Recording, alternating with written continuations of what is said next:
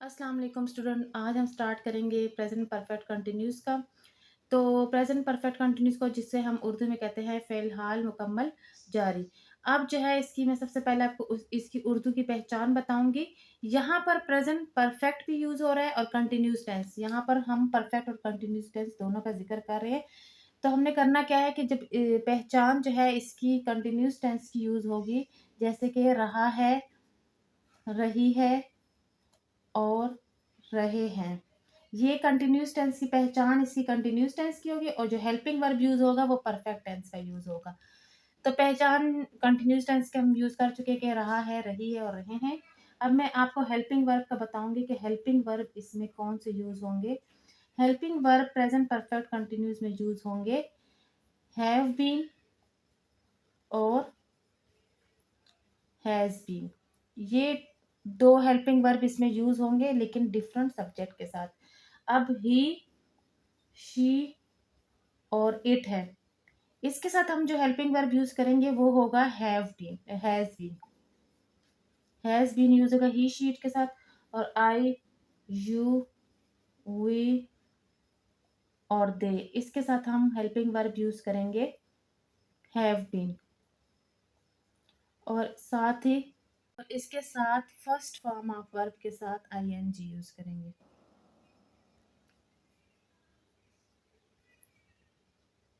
Plus I N G. इसी तरह इस हैव बीन के साथ भी फर्स्ट फॉर्म ऑफ वर्ब आएगा और साथ आईएनजी हम ऐड करेंगे क्योंकि ये कंटिन्यूस टेंस की बात हो रही है। तो फर्स्ट फॉर्म ऑफ वर्ब के साथ आईएनजी ऐड करेंगे। और यहाँ पर जो प्रेजेंट परफेक्ट कंटिन्यूस की बात हो रही है तो परफेक्ट के लिए हमने हेल्पिंग वर्ब लिए। परफेक्ट वाले हेल्पिंग वर्ब हमने यहाँ पे लिए हैज़ और हैव। और कंटिन्यूस के लिए हमने क्या किया, वर्ब के साथ आईएनजी यूज करें क्योंकि परफेक्ट टेंस के जो हेल्पिंग वर्ब है वो हैज और हैव होते हैं। तो यहाँ पर प्रेजेंट परफेक्ट कंटिन्यूस टेंस की मतलब इस टेंस में परफेक्ट और कंटिन्यूस दोनों यूज हो रहे हैं। तो परफेक्ट वाले हमने हेल्पिंग वर्ब पिक कर लिए हैं, वो यहाँ पे यूज करने। और कंटिन्यूस टेंस यूज हो रहा है तो हमने वर्ब के साथ आईएनजी लगा लेने। मतलब कि इसकी एक प्रॉपर्टी जो है परफेक्ट की यूज होगी जैसे कि हैज और हैव। दूसरा जो है वो कंटिन्यूस टेंस की प्रॉपर्टी यूज होगी, मतलब आईएनजी हम वर्ब के साथ ऐड कर लेंगे। तो हमारे पास सेंटेंस कंप्लीट हो जाएगा। अब मैं सबसे पहले यहाँ पर आपको सिंपल जो सेंटेंस है उसकी अरेंजमेंट बताऊंगी कि सिंपल सेंटेंस की अरेंजमेंट आप किस तरीके से करेंगे। सिंपल सेंटेंस, उसके लिए सबसे पहले हम लिखेंगे सब्जेक्ट।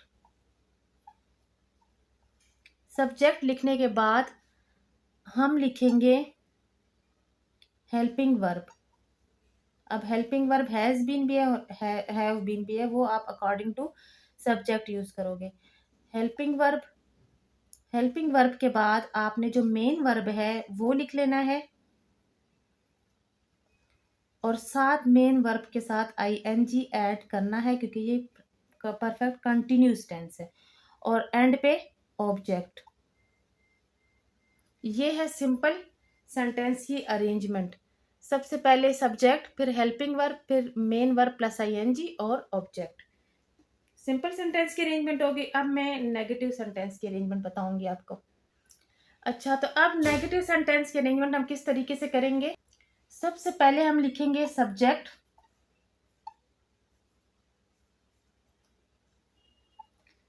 सब्जेक्ट लिखने के बाद जब हम हेल्पिंग वर्ब लिख लेते हैं जैसे कि हैज़ या हैव, तो हैज़ बीन और हैव बीन है तो हमने नॉट लगाना है। ये नेगेटिव सेंटेंस है मतलब इसमें नॉट आएगा। तो नॉट हमने कहाँ लगाना है, हैज़ के बाद लगाना है और इसी तरह हैव के बाद लगाना है। मतलब कि हमने लिखना है हैज़ नॉट बीन और हैव नॉट बीन। तो इसको हम लिखेंगे हेल्प सब्जेक्ट के बाद हम लिखेंगे हैज़ या फिर हैव, जो भी यूज़ होगा ये सब्जेक्ट के अकॉर्डिंग। हैज़ हैव के बाद प्लस नॉट लगाएंगे और फिर हम लगाएंगे बीन, हैज़ बीन या हैज़ नॉट बीन या फिर हैव नॉट बीन। अच्छा, उसके बाद हम लगाएंगे जो मेन वर्ब है मतलब कि फर्स्ट फॉर्म ऑफ वर्ब वो प्लस आईएनजी। यहाँ फर्स्ट फॉर्म ऑफ वर्ब आएगा, इसका आईएनजी आ जाएगा और फिर ऑब्जेक्ट आ जाएगा। इस तरीके से हमने नेगेटिव सेंटेंस बनाना है। मतलब कि यहाँ सब्जेक्ट आ जाएगा ही, शी, इट, जो भी है। फिर हैज़ या हैव, जो भी हम अकॉर्डिंग टू सब्जेक्ट देखेंगे कि क्या आता है यहाँ पे, तो वो लिखना है। फिर नॉट लगा के उसके बाद हमने बीन लगाना है, और बाकी अरेंजमेंट इसकी सिंपल सेंटेंस की तरह ही है। उसके बाद है इंट्रोगेटिव सेंटेंस। अब इसके इंट्रोगेटिव सेंटेंस के अरेंजमेंट किस तरह करेंगे हम? यहाँ पर हम सबसे पहले, जैसे कि मैं आपको पहले बता चुकी हूँ, कि जब भी इंट्रोगेटिव मतलब सवालिये जुमले की बात आती है, तो जो हेल्पिंग वर्ब होता है वो स्टार्ट में आ जाता है। लेकिन हेल्पिंग वर्ब पूरा नहीं, हैज़ बीन पूरा नहीं आएगा स्टार्ट में। हैज़ या हैव जो है वो स्टार्ट में आएगा, उसके बाद फिर सब्जेक्ट आएगा। तो यहाँ पर जो हेल्पिंग वर्ब है हैज़, वैसे तो यहाँ पर जो हेल्पिंग वर्ब यूज़ हो रहा है वो हैज़ बीन और हैव बीन है, लेकिन हमने यहाँ पे हैज़ और या फिर हैव जो है वो स्टार्ट में आएगा, उसके बाद सब्जेक्ट आएगा।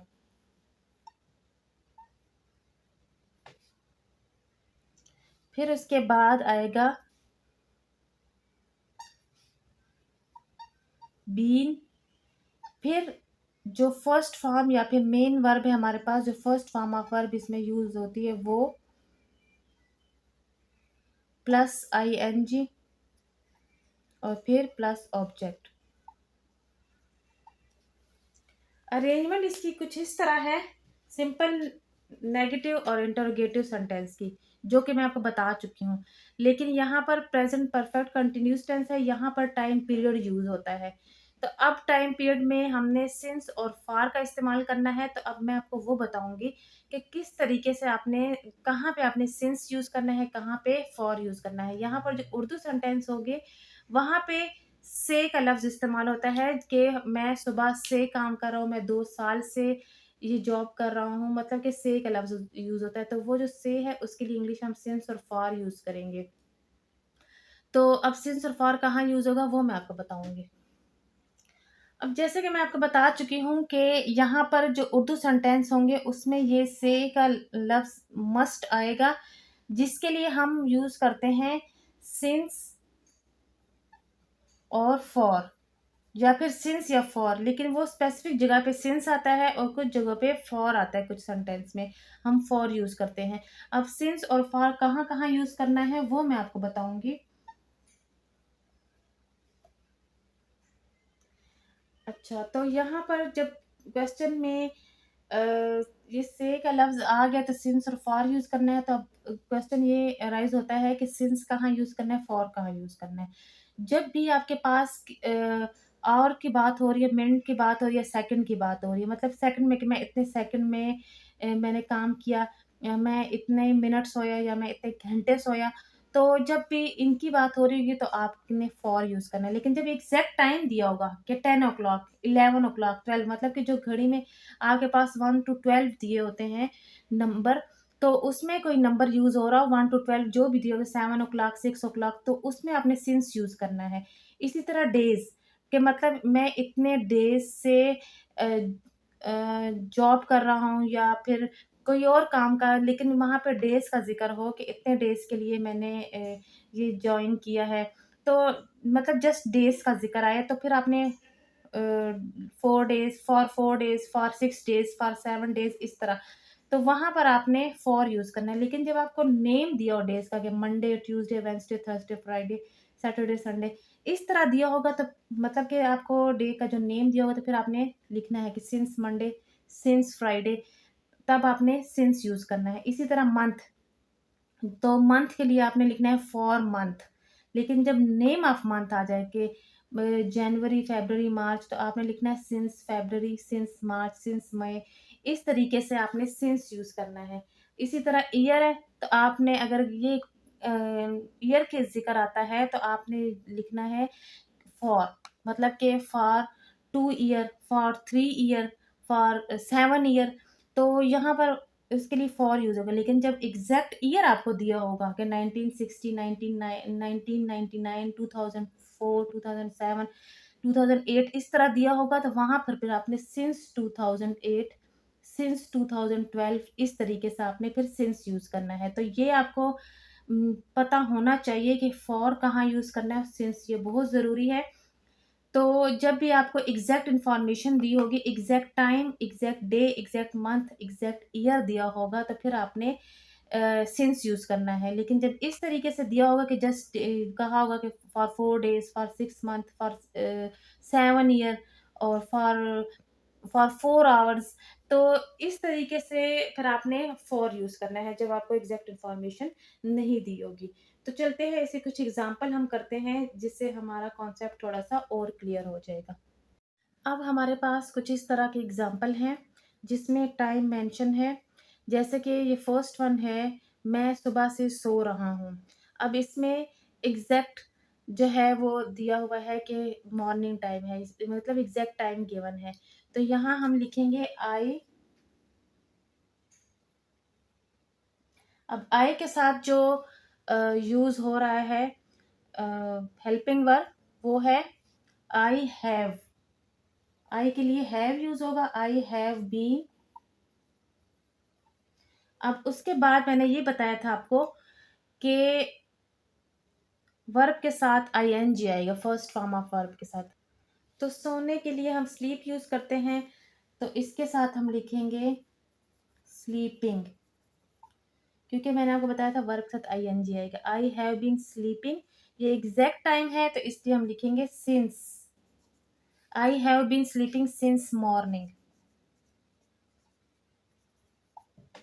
ये इसकी इंग्लिश ट्रांसलेशन है।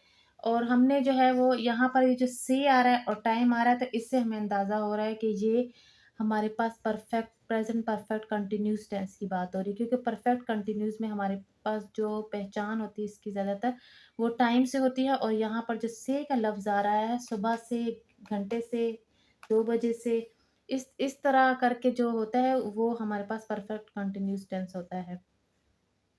अब नेक्स्ट एग्जांपल है, हम 1 घंटे से अखबार पढ़ रहे हैं। अब 1 घंटे से, अब यहाँ पर एग्ज़ैक्ट टाइम नहीं दिया हुआ कि कौन से घंटे से पढ़ रहे हैं। और आपको मैं ऑलरेडी लिस्ट बता चुकी हूँ कि जो आवर, मिनट या सेकंड की बात हो रही होगी तो उसमें हमने फॉर यूज़ करना है। ये एग्ज़ैक्ट टाइम नहीं है तो हम लिखेंगे वी।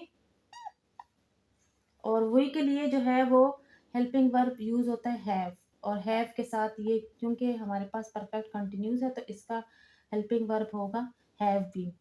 वी हैव बीन, और उसके बाद जो वर्ब होगा मेन वर्ब, पढ़ रहे हैं रीड।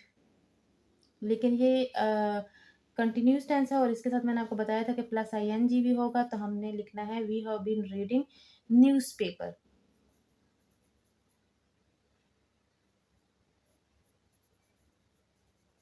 अब ये यहाँ पर एग्जैक्ट टाइम नहीं है तो हम लिखेंगे फॉर एन और।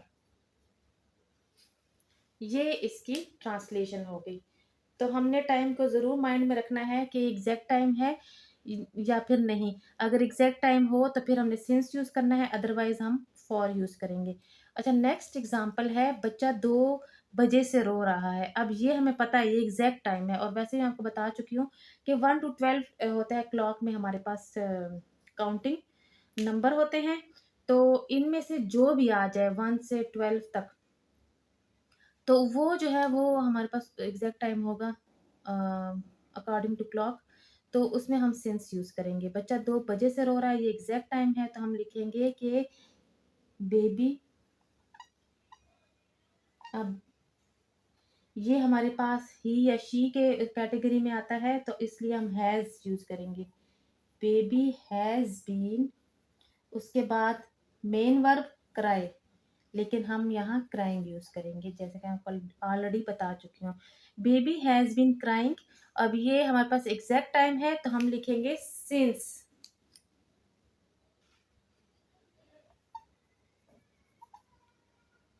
2 o'clock। ये इसकी एग्जैक्ट इंग्लिश ट्रांसलेशन बनेगी, सिंस 2 o'clock।